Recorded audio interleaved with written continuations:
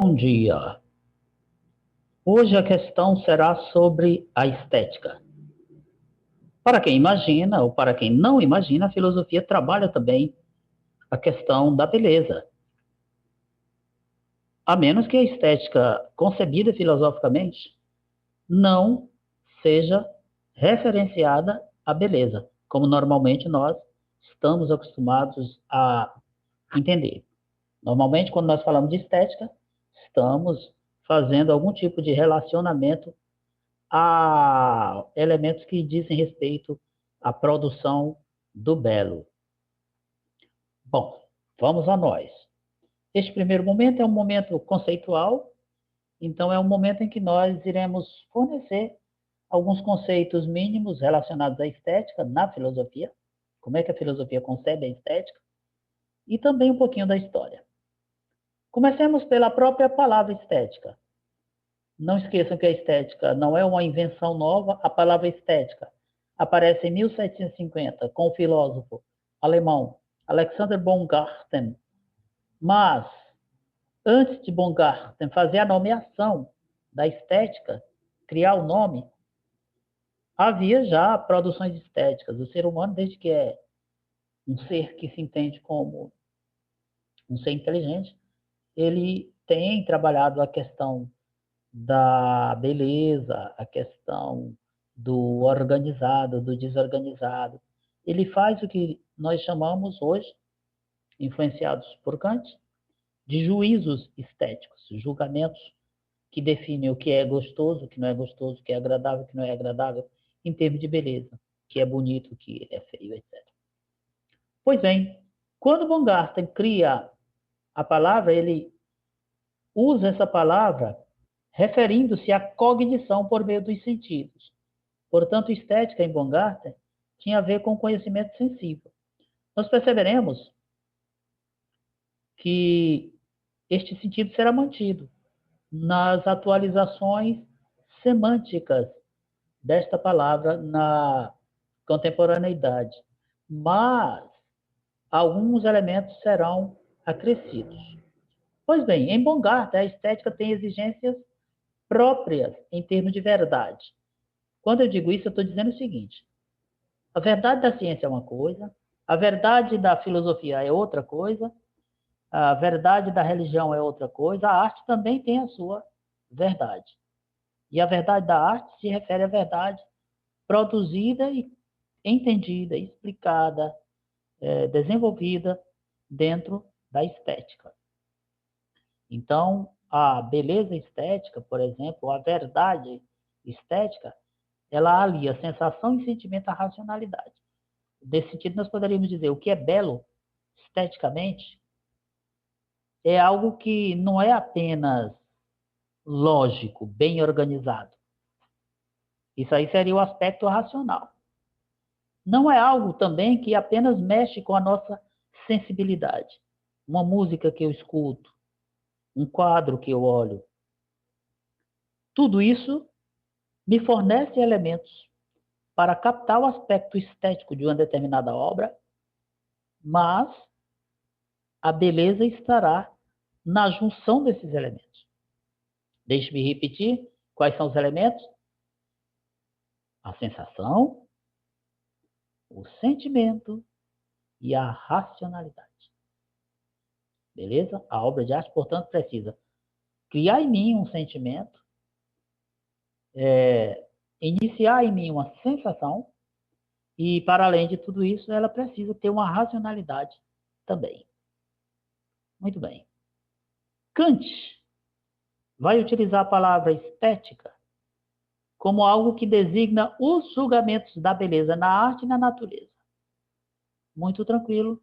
Qualquer julgamento que eu faça da beleza, seja em uma obra de arte que reproduz uma situação da natureza, ou seja, na própria natureza, eu estou trabalhando com juízos estéticos. Estou fazendo estética.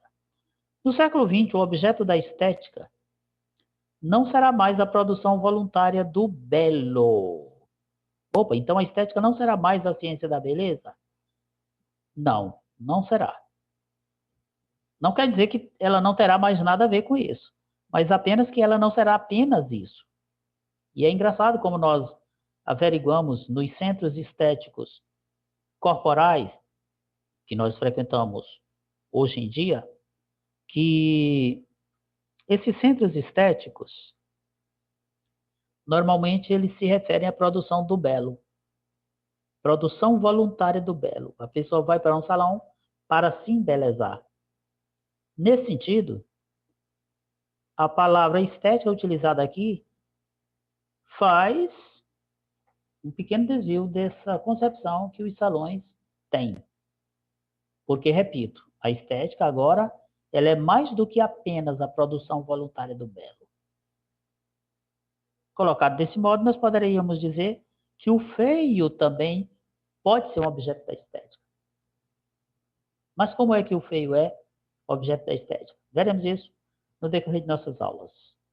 Houve uma ampliação do conceito de estética nos últimos tempos, e atualmente nós temos essa concepção. Estética se refere aos julgamentos, às avaliações, às qualidades de um objeto, às atitudes do sujeito que considera esse objeto e à experiência prazerosa que o indivíduo tem diante de uma obra de arte.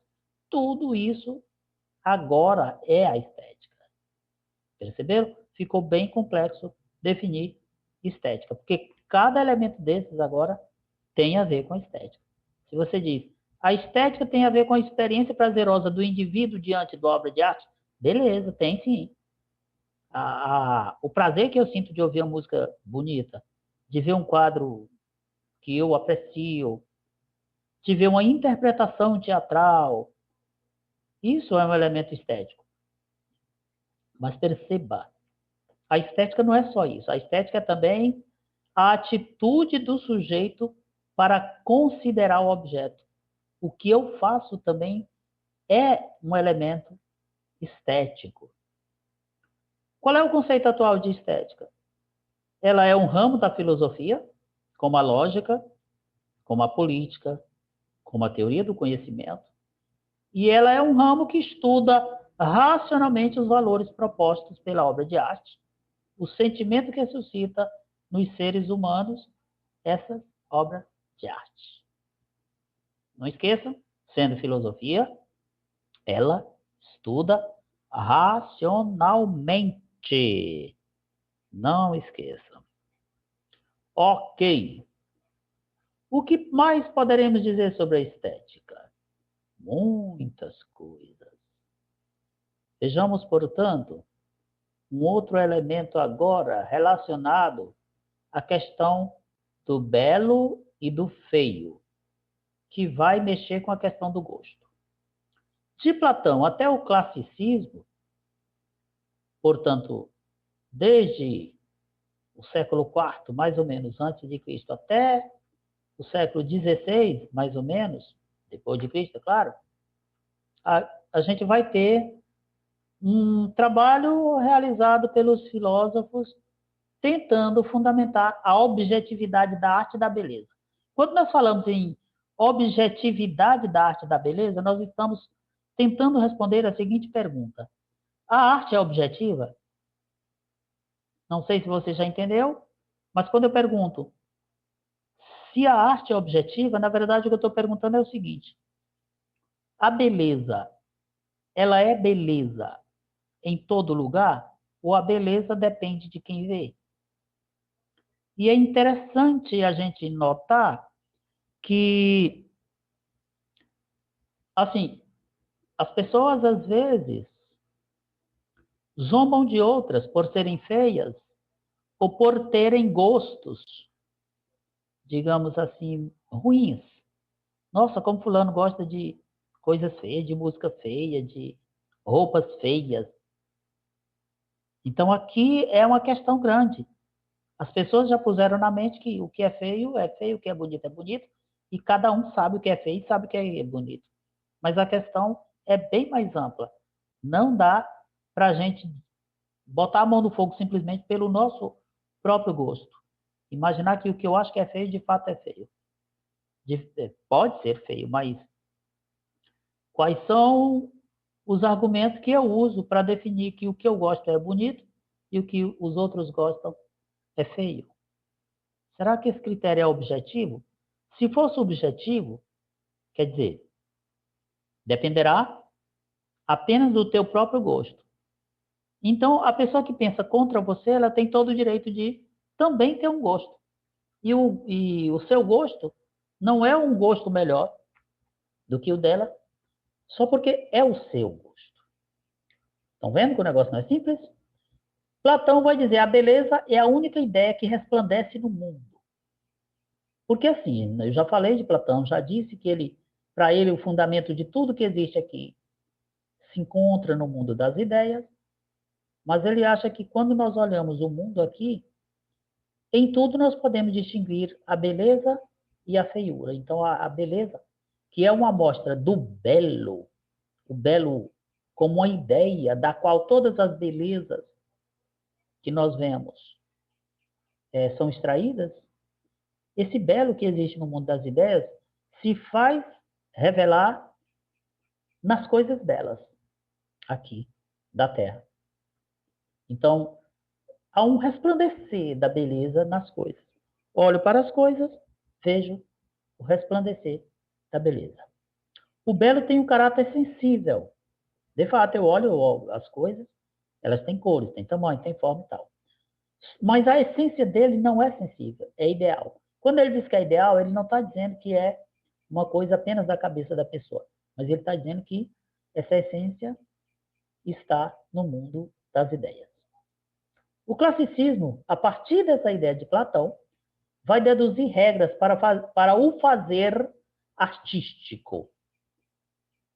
A ideia de arte que nós temos atualmente, ela é muito direcionada pela mentalidade classicista. Para o classicismo, existe uma regra, ou existem conjuntos de regras que definem o fazer artístico. Se eu sigo as regras, se eu guardo as proporções, tudo nos conformes, eu sou um bom artista. Uma arte que exagera, por exemplo, ela impõe uma dissonância a essas regras. E ao impor essa dissonância, ela meio que esculhamba a produção da obra de arte. Necessariamente a arte que for fruto desse tipo de produção não será uma arte, digamos assim, com valor tão grande quanto aquela que segue os trâmites do fazer artístico. No século XVII e XVIII, nós teremos a experiência dos filósofos empiristas, principalmente Locke e Hume, e eles vão relativizar a beleza. Eles dirão, a beleza não é mais uma qualidade das coisas, não é a coisa que é bela, não é o celular que é belo, não é o objeto que é belo. A beleza independe das coisas. Se ela independe das coisas, não estando nas coisas, ela estará aonde? Ela estará no sentimento, na mente de quem contempla. Se eu contemplo uma coisa e aquilo mexe comigo, há beleza naquilo. E é engraçado, porque nós vemos que muitas vezes obras de arte não mexem com a gente. Por mais que ela seja famosa, por mais que ela tenha um reconhecimento, às vezes ela não mexe. Você, nossa, é isso que é sei lá, o pensador? Nossa, é isso que é La Gioconda? Eu pensei que fosse uma coisa do outro mundo. Ela não mexeu com você.